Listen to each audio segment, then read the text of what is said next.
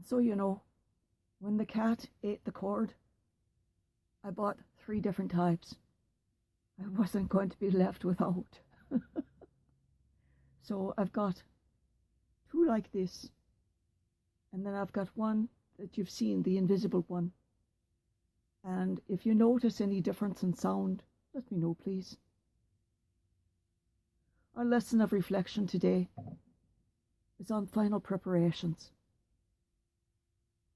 Dear brothers and sisters, in these last days of Advent, we do well to ask ourselves, how am I preparing for the birth of Christ? One way to prepare for Christmas is to set up a nativity scene in our homes, our churches, and public spaces. A lovely tradition that began with St. Francis of Assisi. The Christmas creche is a kind of living gospel, a touching reminder that the Lord showed his love for us by being born as one of us, in order to share in our daily lives, hopes and concerns. The name Bethlehem, which means house of bread, and the image of the manger evoke the meals which we share as families, and the centrality of Jesus, the living bread, come down from heaven in our family life. In this world of frenetic activity, the Christmas creche also encourages us to pause and contemplate what is truly important in life. Everything in the nativity scene speaks of the harmony and peace that only Christ the Saviour can bring to our lives and to our world. As we gaze upon the lowly scene of Jesus' birth, let us invite him into our hearts, so that each new day can bring spiritual rebirth and preserve in us the joy of Christmas.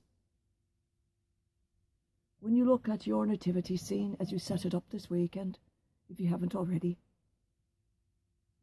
put yourself in the place of each character. Be Mary. Be Joseph. Be one of the animals. What are they thinking? What are they feeling?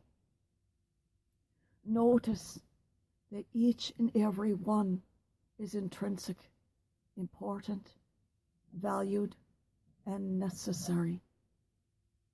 Just as within every family, each person is important, valued, intrinsic, and necessary. No person can be gone, or it is no longer a family. When one person leaves to go on ahead to the kingdom, that leaves a scar in the family. And that scar has to be recognized.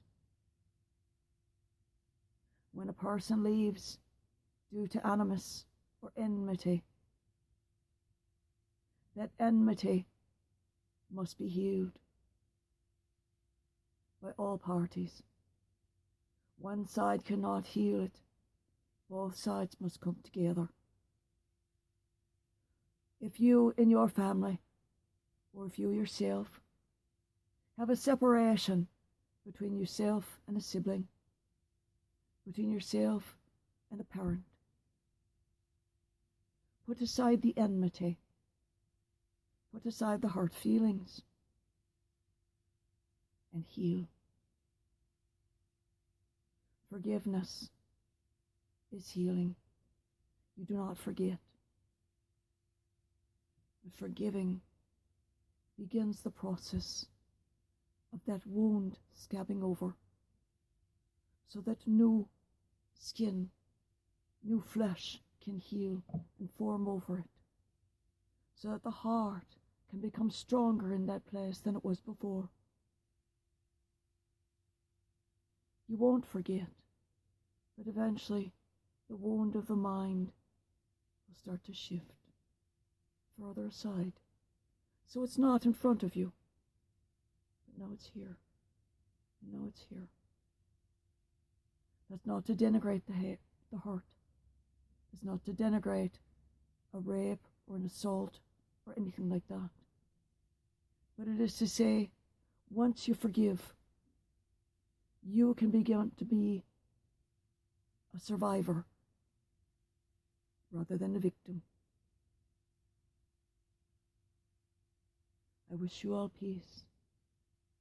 I shall see you tomorrow on the 4th Sunday of Advent.